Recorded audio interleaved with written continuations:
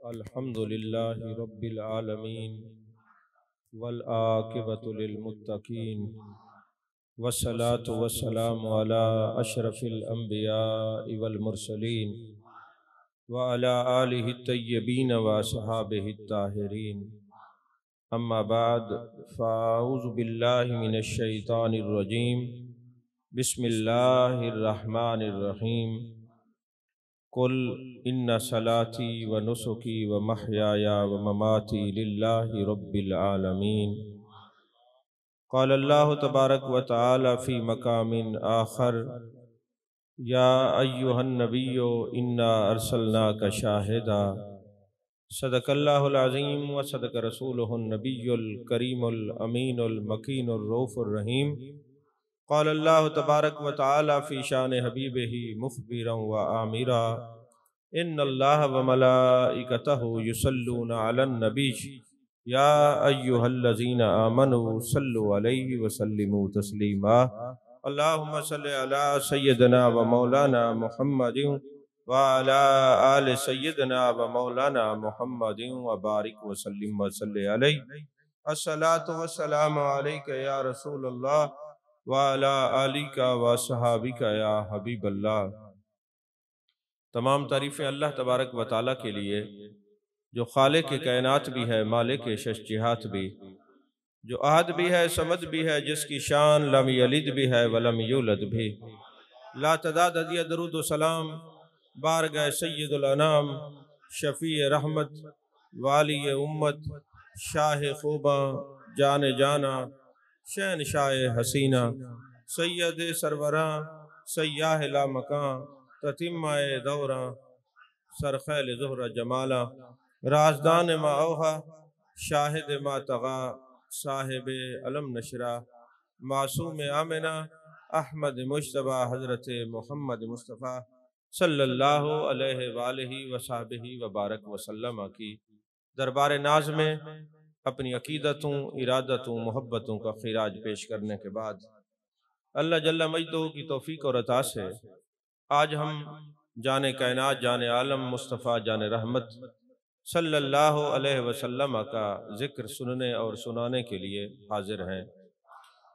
ابن جوزی لکھتے ہیں کہ جس گھر کے اندر محفل میلاد ہو، محبوب کے حسن کا ذکر ہو، محبوب کے چہرے کی بات ہو، محبوب کے کمالات و معجزات کی بات ہو، پورا سال اس گھر کو اللہ اپنی نگاہ رحمت سے دیکھتا ہے اور ہر قسم کے حوادثات سے، پریشانیوں سے، آفات و بلیات سے اللہ محفوظ فرماتا ہے.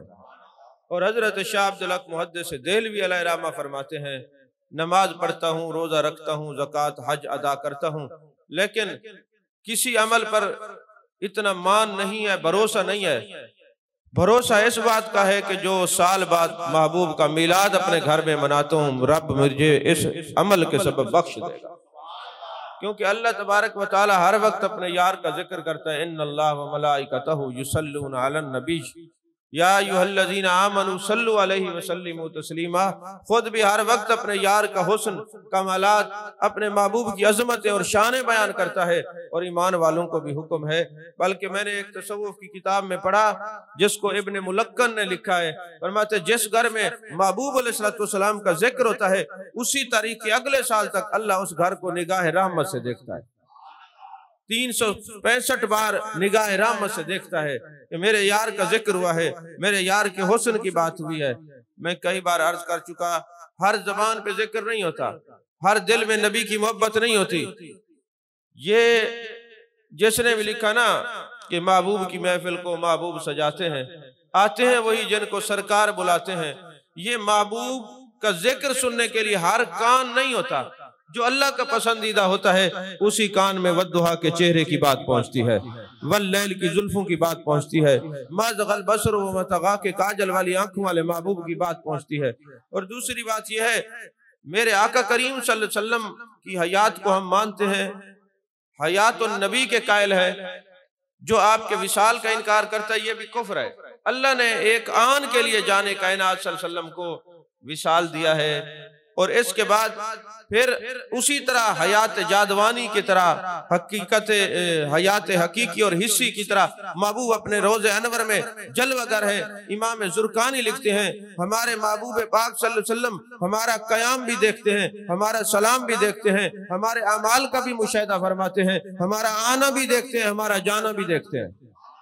اور فرمایا کہ جب میرے محبوب علیہ السلام کا ذکر ہوتا ہے اسمع صلاۃ اہل محبتی وعارفہم، محبوب ذکر کرنے والوں کو، درود پڑھنے والوں کو دیکھتے بھی ہیں، پہچانتے بھی ہیں اور توجہ بھی فرماتے ہیں۔ تو یہ ایک نصیب کی بات ہوتی ہے جہاں محبوب پاک صلی اللہ علیہ وسلم کا ذکر ہو، یعنی محبوب علیہ السلام کا ذکر محبوب کی توجہ کو حاصل کرنے کا ذریعہ ہے۔ میرے آقا خود فرماتے ہیں میں اللہ تعالیٰ کی تمام صفات کاملہ سے متصف ہوں۔ اس میں ایک صفت یہ بھی ہے، اللہ فرماتا ہے کہ فَاذْكُرُونِي أَذْكُرْكُمْ، تم میرا ذکر کرو میں تمہارا ذکر کروں گا۔ تو محبوب فرماتے ہیں یہ جو ذکر والی صفت ہے نا، اس صفت کاملہ سے ہم بھی متصف ہیں۔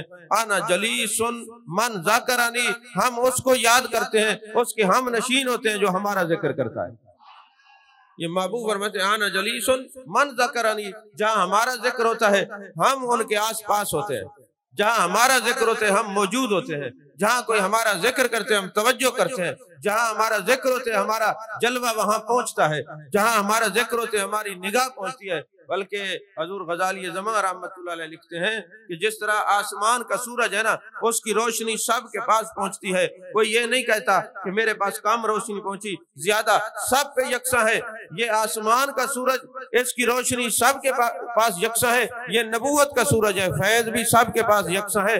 اب دیکھنا یہ ہوگا کون سا دل اپنے دل کے برتن کو لیے بیٹھے حضور میری طرف توجہ فرمائے، میرے سینے کو مدینہ بنا دے، میرے قلب و اذہان کو مزکہ مصفہ اور مجلہ بنا دے۔ توجہات جس طرح کوئی محبت اور ذکر مصطفیٰ میں اضافہ کرتا جاتا ہے، میرے مصطفیٰ اپنے فیض میں اور اضافہ فرماتے جاتے ہیں۔ عزیزان محترم، کوئی چیز میرے آقا کی نگاہ سے چھپی ہوئی نہیں ہے۔ میرے آقا فرماتے ہیں انی ارا ما لا ترون و انی اسمع ما لا تسمعون، جو کچھ ہم دیکھتے ہیں وہ تم نہیں دیکھتے، جو کچھ ہم سنتے ہیں وہ تم نہیں سنتے۔ بلکہ محبوب نے فرمایا میں تمہیں دیکھتا ہوں بلکہ تمہارے اعمال کو بھی دیکھتا ہوں، تمہارے خشوع اور خضوع کو بھی دیکھتا ہوں۔ خشوع اور خضوع ایک دل کی کیفیت کا نام ہے۔ تو جب اللہ کے محبوب اپنے غلاموں کی دل کی کیفیت کو جانتے ہیں تو پھر ان کے میلاد منانے کو کیوں نہیں دیکھتے، ان کے ذکر کو کیوں نہیں دیکھتے؟ عزیزان محترم، یہ یاد رکھیں جان کائنات صلی اللہ علیہ وسلم کی نگاہ ناز سے کوئی چیز پوشیدہ نہیں، میرے مصطفیٰ کریم ہر چیز جانتے ہیں۔ دو روایات عرض کروں گا، وقت بھی پورا ہو جائے گا۔ ایک مرتبہ ایسا ہوا حضرت مالک بن دینار رحمت اللہ علیہ حج کرنے کے لیے جاتے ہیں۔ کئی ایسے واقعات ہیں، امام اوزائی گئے، امام قرطبی گئے، امام مقدسی گئے، بڑے بڑے صوفیاء ازکیاء گئے، نوجبا گئے۔ جب اللہ کی بارگاہ میں عرض کیا ہمارا حج قبول ہے، انہوں نے کہا تمہارا حج قبول نہیں، فلاں بندہ جو بیٹھا ہے اس کا حج قبول ہے، آیا بھی نہیں، شامل بھی نہیں ہوا، لیکن اس نے کام ایسا کیا جس کی وجہ سے حج سب کا قبول ہے۔ تو یہ محبوب جانتے ہیں کہ کون کتنا عاشق ہے، کتنا دیوانہ ہے۔ فرماتے ہیں حضرت مالک بن دینار حج کرنے کے لیے گئے، حج کا موسم تھا، مینا کی وادی تھی، سارے حج اکٹھے تھے، لبیک اللہم لبیک کی صدائیں آ رہی تھیں۔ تو حضرت مالک بن دینار نے ایک شخص سے پوچھا کہ یار یہ بتاؤ حج کے اندر بڑے بڑے زہد تقوی کے پیکر متقی اور پرہیزگار آتے ہیں، اس سال کوئی ایسا متقی اور پرہیزگار دیکھا ہے؟ انہوں نے کہا ہاں ایک شخص ہے، ہارون بلخی اس کا نام ہے، بلخ کا رہنے والا ہے، اور 24 سال ہو گئے، ہر سال حج پہ آتا ہے، اللہ کا ولی ہے، اللہ کی عبادت کرتا ہے، جنگلوں کے اندر، بیابانوں کے اندر، صحراؤں کے اندر نظریں جھکی ہوتی ہیں، اللہ اللہ کا ذکر ہوتا ہے، کسی کی طرف توجہ نہیں کرتا، ہر وقت وہ مائل با خدا ہوتا ہے، ہر وقت تصور، ہر وقت اس کی جو نگاہ ہے اپنے دل کی طرف ہوتی ہے، تصور یار میں اور تخیل یار میں غوطہ زن ہوتا ہے۔ اب حضرت مالک بن دینار کہتے ہیں کہ میں نے سوچا کہ میں جا کے اس سے ملاقات کروں اور اس کی زیارت کروں کہ اتنا نیک اور صالح انسان ہے۔ رات کو حضرت مالک بن دینار آرام کرتے ہیں تو دکھایا جاتا ہے کہ فرشتے ہیں ایک دوسرے سے سوال کرتے ہیں، یار بتاؤ تو صحیح کامل حج کس کا ہے؟ وہ کہتے ہیں فلاں حاجی ہے، اس کا بھی حج کامل ہے، فلاں کا بھی حج کامل ہے، فلاں کا بھی حج کامل ہے۔ ایک فرشتہ کہتا ہے یہ جو ہارون بلخی آیا ہے نا، اس کا حج اس کے منہ پہ مارا جائے گا، پچھلے 24 سالوں کی طرح اس کا حج اس سال بھی قبول نہیں ہوگا، اس کے منہ پہ مارا جائے گا۔ یہ مالک بن دینار کہتے ہیں، میں نے کہا لوگ کہتے ہیں بڑا نیک ہے، بڑا صالح ہے، بڑا دیوانہ ہے، بڑا عاشق ہے، یہ تو اللہ ہی راز جانتا ہے نا، وہ کس کے اعمال کو قبول کرتا ہے، کس کے ذکر کو قبول کرتا ہے، کس کے حج کو رد کرتا ہے، وہ مالک ہے، وہ احکم الحاکمین ہے۔ یہ کہتے ہیں میں نے لوگوں کو کہا میں کہ یار وہ ہارون بلخی کیسا انسان ہے؟ انہوں نے کہا بڑا ولی ہے، بڑا زہد و تقوی کا پیکر ہے، والذین یبیتون لربہم سجدا وقیاما کا مصداق ہے، اور بڑی عظمت اور شان والا ہے۔ میں نے کہا ہمیں تو کچھ اور دکھایا گیا ہے، دل میں کہا، ان کو تو کچھ نہیں کہا۔ کہتے میں تلاش کرتا کرتا اس وادی میں پہنچا جہاں ہارون بلخی گلے کے اندر رسی ڈالی ہوئی ہے، احرام پہنا ہوا ہے اور زارو قطار رو رہا ہے اور کہتا ہے اللہ مجھے معاف کر دے، مجھے معاف کر دے، میں تیرے سامنے معافی کا خواستگار ہوں۔ حضرت مالک بن دینار کہتے ہیں میں جب قریب گیا اور میں نے کہا السلام علیکم ہارون، اس نے مجھے دیکھا اور کہا کیا یہی خبر لائے ہو کہ اس سال بھی میرا حج رد کر دیا جائے گا، میرے منہ پہ حج مارا جائے گا، میرا حج قبول نہیں ہوگا؟ میں نے کہا تجھے کیسے علم ہے؟ کہا عرصہ ہو گیا، اب بعض کتاب 12 سال بھی ہے، 24 تک روایات موجود ہیں، میں آتا ہوں اور ہر ولی کو اللہ زیارت کرواتا ہے، جتنے اولیاء آتے ہیں ان کو بتایا جاتا ہے میرا حج قبول نہیں ہے، تو میں ہر سال اسی طرح روتا ہوا آتا ہوں، واپس چلا جاتا ہوں، اللہ اپنے دوستوں کو بتاتا ہے اس کا حج قبول نہیں ہے۔ میں نے کہا وجہ کیا بنی کہ تو آتا بھی ہے اور تیرا حج قبول نہیں ہوتا؟ کہا میں بیت اللہ جاتا ہوں تو جب کہتا ہوں لبیک اللہم لبیک تو میرے سامنے میرے کانوں میں آواز پڑتی ہے حرم بیت اللہ سے کہ لا لبیک لا لبیک لا لبیک، تیری کوئی حاضری نہیں، کوئی حاضری نہیں۔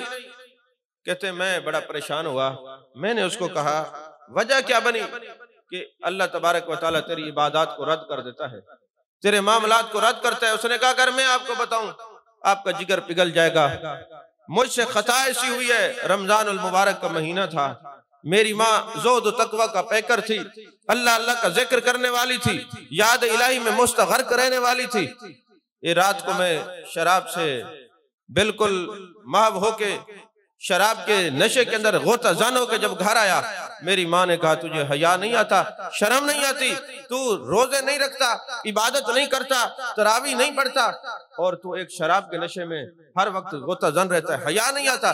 کہتے مجھے غصہ آیا، میں نے اپنی ماں کو اٹھا کے تنور میں ڈال دیا، وہ جل کے راکھ ہو گئی، وہ کوئلہ بن گئی۔ جب وہ کوئلہ بنی میں نے جب صبح میں ہوش میں آیا تو کیا دیکھتا ہوں کہ وہ تو راکھ بن چکی ہے، وہ تو جل کے راکھ ہو گئی، اور میں نے جس ہاتھ سے اپنی ماں کو پکڑ کے تنور میں ڈالا تھا میں نے اپنے ہاتھ کو کاٹ ڈالا ہے، اور اس وقت جو ہے میرا ہاتھ بھی نہیں ہے، ہاتھ مالک بن دینار کہتے کٹا ہوا تھا، اور مجھے 24 سال ہو گئے، اتنا بڑا جرم کیا ہے، میں نے اپنی ماں کو ناراض کیا ہے، اب میں جب بھی آتا ہوں اللہ فرماتا ہے تیرا حج بھی قبول نہیں، تیری عبادات بھی قبول نہیں۔ اس بات کو ذہن نشین رکھیے، بخاری شریف کی حدیث پاک ہے، ایک جریج تھا، اللہ کا ولی تھا۔ اچھا جہاں اولیاء کی محافل کے آداب ہیں، شیخ بلائے تو کس طرح نماز پڑھنی، یہ بھی احکامات موجود ہیں۔ میرے محبوب علیہ السلام بلائے وہ تو قرآن ہے، یا ایھا الذین آمنوا استجیبوا للہ وللرسول اذا دعاکم لما یحییکم، اور اگر ماں بلائے نا تو بندہ اگر نوافل پڑھ رہا ہے تو جلدی جلدی نماز مکمل کر کے عبدہ و رسولہ کے بعد سلام پھیرے اور ماں کی خدمت میں حاضر ہو جائے، اماں مجھے کیوں بلایا ہے، یہ حکم ہے شریعت کا۔ تو حضرت جریج بہت بڑے ولی ہیں، ولی کامل ہیں۔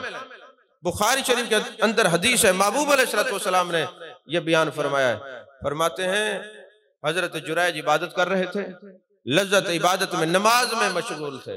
آج کی اولاد تو آوارہ گردگی میں مشہور ہو نا، والدین بلائے ماں بلائے تو نہیں سنتے، وہ نماز پڑھ رہے تھے، عبادت کر رہے تھے، میرا عام بندہ بھی نہیں، اللہ کا ولی ہے، جریج نام ہے، صحیح بخاری میں حدیث ہے، ماں نے بلائے بیٹے ادھر آؤ، وہ نماز پڑھ رہے تھے، آئے نہیں آئے تو ماں کے دل سے نکلی اللہ تجھے کسی عورت کے کیس میں ذلیل کرے، بس ماں کا یہ کہنا تھا کہ کچھ دن گزرے ایک عورت نے الزام لگا دیا اور لوگوں نے ان کا وہ جو آستانہ بنا ہوا تھا اس کو گرا دیا اور کہا تجھے حیا نہیں آتا۔ اب یہ صحیح بخاری میں حدیث ہے، یہاں سے پتہ چلا وقت کا ولی بھی ہو تو ماں کی آہ اس کو لے ڈوبتی ہے، وقت کا ولی بھی ہو تو ماں کی نافرمانی اس کو لے ڈوبتی ہے۔ کسی کو عبادت پر ناز نہیں کرنا چاہیے، اپنے زہد و تکبر۔ اب محبوب فرما رہے ہیں جریج بنی اسرائیل کا ولی تھا، جب ولی کو ماں کی بد دعا لگ سکتی ہے تو عام بندہ تو ہے ہی کوئی چیز نہیں۔ تو حضرت جریج پر بد دعا لگی، لوگوں نے ذلیل کیا، آستانہ بنا ہوا تھا گرا دیا۔ میرے آقا فرماتے چونکہ وہ تھا تو بے قصور، اللہ کا ولی تھا اور نماز کی لذت میں گم تھا، ماں کو جواب نہ دے سکا، کوئی اس نے خطا تو نہیں کی تھی، تو اللہ نے ماں کی بد دعا کو بھی پورا کرنا تھا تاکہ پتہ چل سکے کوئی وقت کا ولی بھی ہو تو ماں کی شان کیا ہوتی ہے، وہ وقت کا غوث بھی ہو تو ماں کی شان کیا ہوتی ہے، وقت کا کتب بھی ہو تو ماں کی شان کیا ہوتی ہے، وقت کا ابدال بھی ہو تو ماں کی شان کیا ہوتی ہے، یہ بتایا گیا۔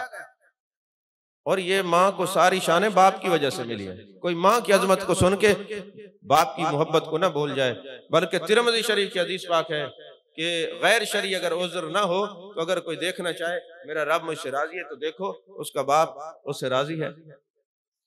ماں کی فضیلتیں بہت زیادہ اس لیے ہیں کہ 9 ماہ پیٹ کے اندر ماں اٹھاتی ہے، ناز و نخرے برداشت کرتی ہے، ہر تکلیف پہ وہ جناب والا پریشان ہوتی ہے، لیکن وہی نوجوان جب بڑا ہوتا ہے یا شادی ہو جاتی ہے پھر وہ کچھ سمجھتا ہی نہیں، وہ بھول جاتا ہے کہ شاید میرا اولاد اور میری بیوی میرے لیے سارا کوئی سرمایہ ہے۔ مت بھولیں سرمایہ والدین ہے۔ مال اولاد کے بارے میں اللہ نے قرآن میں فرمایا یہ فتنہ ہے، اگر اولاد امام حسنین پاک جیسی ہو تو فتنہ نہیں ہے، ایسی رحمت ہے، لیکن والدین کے بارے میں تو فرمایا وَبِالْوَالِدَيْنِ احسانا، اپنے والدین کے ساتھ نیکی کرو۔ بہرحال جریج چونکہ اللہ کے ولی تو تھے اور خطا بھی ایسی نہیں تھی، اللہ نے اب ولی کی عظمت کا بھی اظہار کرنا تھا اور اس ولی کو سمجھانا بھی تھا، جتنی تو پرواز کر جائے ماں پھر بہرحال ماں ہوتی ہے۔ اب عزیزان محترم، جریج نے اب وہ ہو گئی، ماں کی اثر ہو گیا، بد دعا کا اثر ہو گیا، تو اب اللہ نے ولی کی عظمت بتانی تھی کہ اگر میں کوئی اس کی نشانی نہ دکھاؤں تو لوگ میرے اولیاء سے بدظن ہو جائیں گے۔ تو ایک چھوٹا سا بچہ تازہ پیدا ہوا، چھوٹا سا بچہ تھا، اللہ تبارک و تعالیٰ کے اس ولی نے، اس جریج نے اس بچے کے اوپر ہاتھ رکھا اور کہا بیٹا یہ بتاؤ تو کس کی اولاد ہے؟ تو اس نے بتایا میں فلاں چرواہے کی اولاد ہوں۔ اب جنہوں نے آستانے کو گرایا تھا وہی انہوں نے سونے کا بنا کے دیا۔ تو محبوب علیہ السلام یہ بات کرنے کے بعد فرماتے ہیں ولیوں کی شانوں کو، عظمتوں کو اللہ بچاتا ہے، مگر یہ مت بھولے کہ جتنی مرضی پرواز کر جائے بہرحال ماں ماں ہوتی ہے۔ تو عزیزان محترم، اب یہ بھی مالک بن دینار نے جب یہ بات سنی نا تو فرمایا ہارون بلخی میں تیرے پاس نہیں بیٹھتا، تجھے ایسا نہ ہو کہ آسمان سے کوئی بجلی گرے۔ اور پھر دوسری ایک بات مجھے یہ بتا، جب تو کئی سالوں سے آتا ہے لبیک اللہم لبیک کہتا ہے اور لا لبیک کی آواز آتی ہے، پھر بار بار کیوں آتا ہے؟ چھوڑ دے نا در۔ تو مالک بن دینار نے جب یہ کہا تو ہارون بلخی نے کہا مالک بن دینار پھر بتا کوئی اور در ہے؟ در ہی ایک ہے، میرے کریم کا در ہے۔ میں نشے میں تھا اور مجھ سے غلطی ہو گئی، اب میں معافیاں مانگ رہا ہوں، استغفار کر رہا ہوں، توبہ کر رہا ہوں، تو مہربانی کریں، اللہ مہربانی کرے گا۔ حضرت مالک بن دینار کہتے ہیں میں آ گیا اور میں نے کہا تجھے آسمان سے بجلی گرے اور تجھے جلا کے راکھ کر دے، ایسا نہ ہو کہ تیرا عذاب مجھ پر آئے، میں جا رہا ہوں۔ آپ چلے گئے۔ رات کو سوتے ہیں تو محبوب پاک صلی اللہ علیہ وسلم کی زیارت ہوتی ہے۔ اب یہ بات اصل جہاں تک میں آپ کو لے آنا چاہتا تھا کہ محبوب کی نظر سے کوئی چھپا ہوا نہیں، تو میرے آقا کی نظر میں جریج کا معاملہ چھپا ہوا نہیں، وہ بچے نے کلام کیا یہ چھپا ہوا نہیں، ماں نے بلایا محبوب یہ بھی دیکھ رہے ہیں، وہاں پہ انہوں نے ماں نے جو کہا وہ بھی بتا رہے ہیں اور بچے کا گواہی دینا بھی بتا رہے ہیں، یعنی وہ تو بنی اسرائیل کی پہلی امتوں میں تھے، تو پہلی امت کے ولیوں کے احوال بھی، ماں باپ کے ساتھ تعلق بھی، وہاں کے معاملات بھی نگاہ مصطفیٰ سے پوشیدہ نہیں، تو اپنی امت کے حالات کیسے پوشیدہ ہو سکتے ہیں؟ اپنی امت کے حالات کیسے پوشیدہ ہو سکتے ہیں؟ تو عزیزان محترم فرماتے ہیں رات کو مالک بن دینار میں جب سویا، جانے کائنات جانے عالم مصطفیٰ جانے رحمت صلی اللہ علیہ وسلم کا دیدار ہوا۔ آپ نے فرمایا مالک بن دینار تو میرے امتیوں کو اللہ کی رحمت سے دور کرتا ہے؟ ابھی ہم نے اپنے رب کی بارگاہ میں اس کی سفارش کی ہے، 3 دن دنیا کے برابر اللہ تبارک و تعالیٰ اس کو سزا دے گا، پھر وہی رب اس کی معافی کے سبب اور رونے بھجکنے اور تڑپنے پر اس کی ماں کو بھی راضی کرے گا اور اس کو بھی بخش دے گا۔ میرے امتیوں کو میری رحمت کے دور نہ کیا کر، ان کو قریب رکھا کر۔ یعنی جان کائنات، جان عالم صلی اللہ علیہ وسلم کی نگاہ ناز میں کچھ پوشیدہ نہیں، کچھ چھپا ہوا نہیں۔ اور حجت اللہ علی العالمین معجزات سید المرسلین کے اندر علامہ یوسف بن اسماعیل نبہانی رحمت اللہ علیہ لکھتے ہیں، محبوب کی نگاہ سے کچھ چھپا ہوا نہیں، بلکہ ہر پیر کو اور ہر جمعرات کو محبوب علیہ السلام کی بارگاہ ناز میں ہر امتی کے اعمال پیش ہوتے ہیں۔ یہی وجہ ہے کہ اہل عرب پیر والے دن اور جمعرات والے دن روزہ رکھتے ہیں۔ پیر کا روزہ میلاد کا ہے اور جمعرات کا روزہ وہ پیر کا روزہ میلاد کا بھی ہے کہ جب آج ہمارے اعمال جان کائنات کی بارگاہ میں پیش ہوں تو ہم روزے کی حالت میں، جب جمعرات کو اعمال پیش ہوں تو ہم روزے کی حالت میں ہوں۔ اور امام زرقانی نے لکھا، کستلانی نے لکھا مواہب اللہ دنیا کے اندر کہ روزانہ اعمال پیش ہوتے ہیں، روزانہ محبوب علیہ السلام کی بارگاہ ناز میں اعمال پیش ہوتے ہیں۔ اگر محبوب پاک صلی اللہ علیہ وسلم دیکھیں اعمال اچھے ہیں تو آپ دعا کرتے ہیں، اور اگر اعمال اچھے نہ ہوں تو اس امت کے لیے استغفار کرتے ہیں، حیاتی خیر لکم و مماتی خیر لکم۔ اچھا، یہاں محبوب نے فرمایا کہ حیات بھی تمہارے لیے میری خیر ہے اور وصال بھی تمہارے لیے خیر ہے۔ اللہ فرماتے محبوب اعلان کر دے قل ان صلاتی و نسکی و محیایا و مماتی للہ رب العالمین، حیات اور وصال تو اللہ کے لیے ہے۔ اور محبوب فرماتے تم میرے لیے جو حیات بھی تمہارے لیے خیر، وصال بھی خیر۔ وجہ کیا ہے؟ فرمایا چونکہ حیات اور وصال جس کی اس کے لیے ہو تو اس کی زندگی کا عالم یہ ہوتا ہے کہ وہ زندہ ہوتا ہے، تو اللہ نے مجھے یہ حیات النبی کا یہ پیغام سنا کے اس امت سے تعلق جوڑا ہے کہ ہم آج بھی زندہ ہیں، لہذا تمہیں یہ نہیں سمجھنا کہ محبوب دنیا سے چلے گئے، کنیکشن کٹ گیا، نہیں، قرآن پڑھو۔ اللہ فرماتا ہے کہ محبوب اعلان کر دے میری زندگی، موت، میری قربانی سب کچھ اللہ کے لیے ہے۔ تو جب اللہ کے لیے تو ہم زندہ ہیں، اور زندہ ہیں تو تمہارے لیے ہم فیض کا سبب ہیں، تمہیں زندگی میں بھی فیض دے رہے ہیں، بعد وصال بھی تمہیں فیض سے نواز رہے ہیں۔ علامہ یوسف بن اسماعیل نبہانی رحمت اللہ علیہ فرماتے ہیں کہ ایک مرتبہ ایسا ہوا کہ ایک شخص حج کرنے کے لیے جاتا ہے، اور جب وہاں پہنچتا ہے تو اس وقت حکومت رافضیوں کی تھی، وہ صدیق اکبر رضی اللہ تعالیٰ کا نام لینا بڑا پرابلم ہوتا تھا، مسئلہ ہوتا تھا۔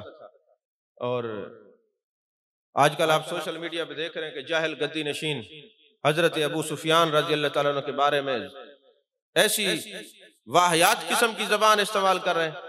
جب میرے آقا نے فرمایا جو دین اسلام میں آ جاتے پچھلے گناہ اس کے معاف ہو جاتے ہیں، تو پھر جاہل پیر تو بھی معاف کر دے، جاہل ملا تو بھی ان کو معاف کر دے۔ جب دین اسلام انہوں نے قبول کر لیا ہے تو اب وہ حضرت ابو سفیان رضی اللہ تعالیٰ عنہ ہے، حضرت ہندہ رضی اللہ تعالیٰ عنہ ہے، اب جان چھوڑ بھی دو جو دین اسلام قبول کر لیتے ہیں، پھر ان کی پچھلی باتوں کو نہیں دہرایا جاتا، کیونکہ محبوب نے فرمایا جو دین قبول کر لیتا ہے اس کے پچھلے گناہ معاف کر دیے جاتے ہیں۔ وہ ماں کے پیٹ سے جیسے پیدا ہوا ہے ایسے پاک و طیب و طاہر ہو جاتا ہے۔ عزیزان محترم، تو یہ فرماتے ہیں کہ وہ ایک بندہ گیا وہاں پر، وہ بڑی محبت رکھتا تھا حضرت سیدنا صدیق اکبر رضی اللہ تعالیٰ عنہ سے، اور جب وہاں پہ پہنچا تو جنت البقیع میں گیا، لوگ بیٹھے ہوئے تھے، وہ سمجھا شاید عاشق ہیں، تو پتہ چلا ہر مجمع عاشقوں کو سمجھ کے نہ جایا کرو، مجمع میں فرق ہوتا ہے، ہر مجمع عاشق کا نہیں ہوتا، کئی منافق بھی مجمع لگا کے بیٹھے ہوتے ہیں۔ تو جب وہاں پہنچے تو کہا تم میں سے کون ہے جو مجھے حضرت صدیق اکبر رضی اللہ تعالیٰ عنہ کے نام پر کھانا دے؟ اب وہ تو جلنے والا تھا، اس کو پرابلم تھی حضرت سیدنا صدیق اکبر رضی اللہ تعالیٰ عنہ کے نام نامی اسم گرامی سے۔ اس نے کہا میرے گھر چلو، میں تجھے وہاں جا کے کھانا دیتا ہوں۔ جب وہاں پہ پہنچے نا، اس نے کہا یہ زبان دکھانا جس زبان سے تم نے سیدنا صدیق اکبر رضی اللہ تعالیٰ عنہ کا نام لیا ہے۔ اس نے زبان نکالی، اس نے اس طرح کے ساتھ اس کی زبان کاٹ کے ہتھیلی پہ رکھ دی اور کہا تو ان کا نام لیتا ہے، ان کے وسیلے سے مانگتا ہے، لہٰذا جب زبان کٹی نا، وہ اپنی کٹی ہوئی زبان لے کر جانے کائنات صلی اللہ علیہ وسلم کی بارگاہ میں گئے۔ وہ جانتے تھے کہ تو زندہ ہے واللہ، تو زندہ ہے واللہ، میری چشم عالم سے چھپ جانے والے۔ وہ جانتے تھے میرے محبوب شاہد ہیں، ہر ایک کے اعمال کو احوال کو ملاحظہ فرماتے ہیں، اور وہ اپنی زبان لے کے محبوب علیہ السلام کی بارگاہ میں گیا۔ یا رسول اللہ صلی اللہ علیہ وسلم، آپ کے شہر میں آیا ہوں، آپ کا مہمان ہوں، اور آپ کے یار کا نام لیا ہے، لوگوں نے زبان کاٹ دی ہے۔ اب یہ کہنا تھا، وہ وہیں پہ وہ کہتے ہیں میں جالی کھلی، میرے اوپر ایک کیفیت طاری ہوئی، میں نے دیکھا محبوب پاک صلی اللہ علیہ وسلم جلوہ گر ہیں۔ میرے آقا نے فرمایا صدیق دیکھو یہ تمہاری محبت الفت میں اس کی زبان کاٹی ہے، اس کی زبان اٹھا کے دوبارہ لگا دو۔ وہ کہتے ہیں محبوب کا دیدار بھی ہوا، محبوب نے بھی ہاتھ رکھا اور حضرت صدیق اکبر کو حکم دیا، میری زبان لگی اور پہلے سے بھی زیادہ زبان مضبوط ہو گئی، تیز ہو گئی۔ اب مجھے تو لذت آ گئی، زبان تو کٹی ہے پر جان عالم کا دیدار تو نصیب ہوا ہے۔ میں نے کہا میں ہر سال جاؤں گا، محبوب پاک صلی اللہ علیہ وسلم کے اس یار کا نام لوں گا، پھر میری زبان کٹے گی، پھر محبوب کا دیدار ہوگا۔ چلیں کوئی بات نہیں، لوگوں نے گردنیں کٹا کے دیدار کیا ہے تو ہم زبان کٹوا کے دیدار کر لیتے ہیں۔ اگلے سال پھر وہ تشریف لے گئے، اگلے سال گئے تو وہی جنت البقیع ہے، وہی مجمع ہے، پر اب مجمع بدل گیا تھا۔ اب عشق والوں کا مجمع ہے، محبت والوں کا مجمع ہے، پیار والوں کا مجمع ہے۔ تو کہا کون ہے تم میں سے جو حضرت صدیق اکبر رضی اللہ تعالیٰ عنہ کے نام پر مجھے کھانا کھلائے؟ کہتے بندہ اٹھا، اس نے کہا چلو میرے ساتھ۔ میں خوش ہو گیا، اور وہی مکان تھا جہاں پچھلے سال مجھے لے گئے تھے۔ میں نے کہا آج پھر زبان کٹے گی اور پھر مجھے دیدار مصطفیٰ صلی اللہ علیہ وسلم نصیب ہوگا۔ اس نے کہا کھانا لیا میری خدمت کی، تو میں تو انتظار میں تھا زبان کٹے گی اور یہاں میری خدمت ہو رہی ہے، مجھے کھانا کھلایا جا رہا ہے۔ تو میں نے کہا یار پچھلے سال بھی میں آیا تھا تو زبان کٹی تھی، اب تو میں سمجھ رہا تھا شاید گردن کٹے، لیکن یہاں تو معاملہ الٹ ہے۔ اس نے کہا اچھا آپ تھے جس کی زبان کٹی تھی؟ میں نے کہا، کہتے جس نے زبان کاٹی تھی نا وہ میرا باپ تھا، اس کو اللہ نے خنزیر بنا کے زمین میں دھسا دیا، اب بھی وہ نیچے اترتا جا رہا ہے، اور میں نے اس کی اس بدعقیدگی کو دیکھ کے توبہ کر لیا۔ میں شیخین کریمین کا محبین بن گیا ہوں، محبین میں میرا شمار ہے۔ یہ یاد رکھیں ہم تو صحابہ کی بھی محبت رکھتے ہیں، آل بیت سے بھی پیار کرتے ہیں، اگرچہ ہمارے نس نس میں مولا کائنات حضرت علی کرم اللہ وجہ الکریم کا پیار رچا ہوا ہے، لیکن وہی مولا کائنات نے فرمایا ہے جو مجھے ابو بکر عمر سے افضل کہے گا اس کو 70 کوڑے ماروں گا۔ تو ہم تو ان کوڑوں سے بچنے کے لیے اور مولا علی کرم اللہ وجہ الکریم حیدر اقرار کی تعلیمات کو اپناتے ہوئے، جن سے انہوں نے پیار کیا ہے، جن سے انہوں نے بیعت لی ہے، جن کے پیچھے انہوں نے نمازیں پڑھی ہیں، جن کو انہوں نے افضل کہا ہے، ہم تو مولا علی کے کہنے پہ مانتے ہیں۔ اگرچہ قرآن و حدیث پہ بھی ہم مانتے ہیں، قرآن و حدیث تو افضل ہے، ہم قرآن و حدیث تو مانتے ہیں، لیکن جب لوگ اعتراض کرتے ہیں پھر ان کو بتاتے ہیں کہ مولا علی نے جن کو مانا ہے ہم کیوں نہ مانیں۔ عزیزان محترم، وہ کہتے ہیں کہ میری زبان نہ کٹی اور میں واپس آ گیا، لیکن یہ ایک عقیدہ اور نظریہ لے کے سرہند کی سرزمین پہ آ کے میں نے لوگوں کو بتایا۔